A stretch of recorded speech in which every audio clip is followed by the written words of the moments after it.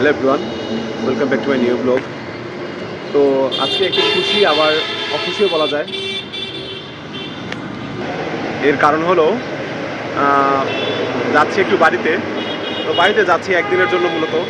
আর এছাড়া আগামীকালকে যেতে হবে হচ্ছে কক্সবাজার। তো কক্সবাজার আসলে এবার যাওয়াটা কোনো বিশেষ আনন্দের জন্য না, মজার জন্য না।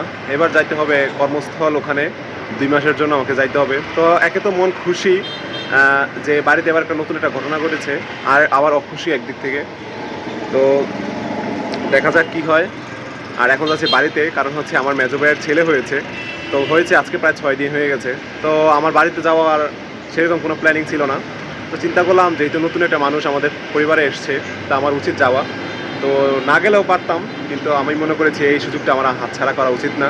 কারণ আমি আসতে আসতে আগামী 2 মাস পরে আমার বাড়িতে আসতে হবে, এর মধ্যে আমার আর কোনো ছুটি নেই। তো সেই কারণে ভাবলাম বাড়িতে যাই, বাড়িতে গিয়ে আগে ওকে দেখি, আর দেখলে অনেকটা ভালো লাগবে। আর কালকেই দেখি, এখানে আমি এখন আছি হাজীগঞ্জ। তো হাজীগঞ্জ থেকে কালকে বাসে উঠবো, আর ওখানে কক্সবাজার যাবো। কক্সবাজার থেকে আবার যাইতে হবে উখিয়া, সেই রোহিঙ্গা ক্যাম্পে আমার একদম ডিউটি পড়েছে। তো যাই হোক, দেখা যাক কী হয়, আপনারাও দোয়া করবেন। তো বাড়িতে চলে এসেছি।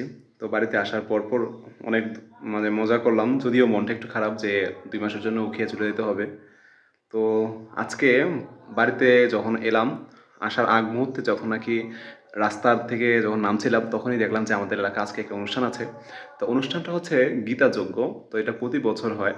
তো যেহেতু আমি চাকরি করি, তো সেই কারণে আমি লাস্ট 7 থেকে 8 বছর আসলে যাতায়াত করতে পারি নাই, আর দেখিও নাই। কিন্তু প্রতি বছরই শুনি, আর খুব আফসোস মনে হয় নিজের কাছে। তো যাই হোক, এবার মানে কীভাবে আমার ভাগ্যটা হয়তো ভালো, তো আমার কাছে সুযোগটা চলে আসলো। এবার আমি বাড়িতে আসছি, আর এসে দেখি এবার আজকেই যজ্ঞ।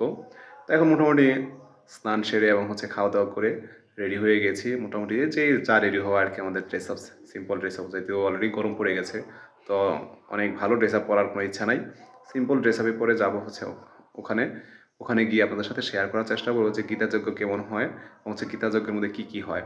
অনেকেই হয়তো জানেন, আর যারা জানেন না তারা আমার সাথে থাকবেন। আশা করছি ভালো কিছু দেখবেন। আর নতুনদেরকে তো স্বাগতম, তারা দেখতে পাবেন যে আপনাদের এলাকায় না হলেও, কারণ এটা খুব সংকীর্ণ জায়গায় হয় আর কি, খুব কম জায়গায় এটা হইতে দেখা যায়। তো চলো না আগে ওখানে যাই, দেখি কি অবস্থা।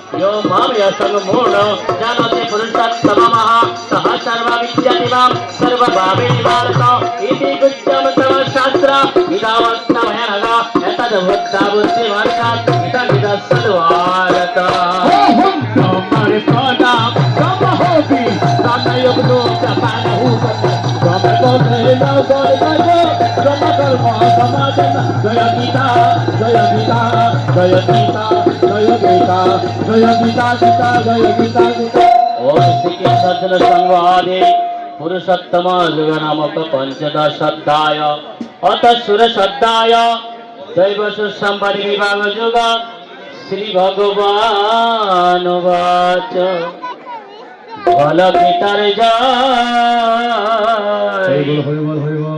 भल गीतार जय गीता पढ़े गीता सुने निर्धन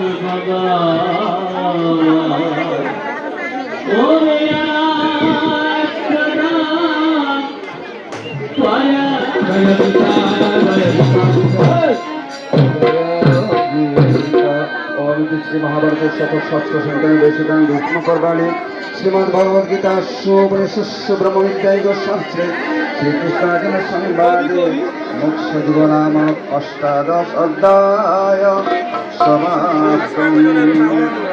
ओम जदस्वरं परिदष्टं मात्रह्यं च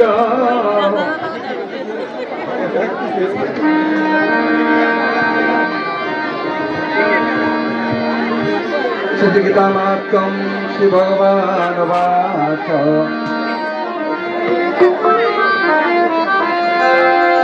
गीता में हृदय पाठ गीता में सर्वोत्तम गीता में ज्ञानमयग्रम गीता में ज्ञानबोधयम् हरे कृष्ण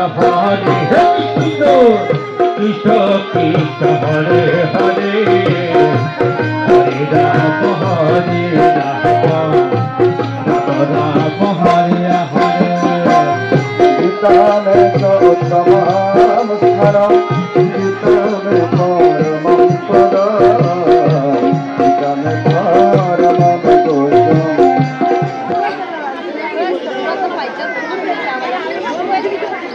ओम शांति शांति शांति भवतु ओम सर्वतेजोमय देव रक्तवर्ण महाबलम्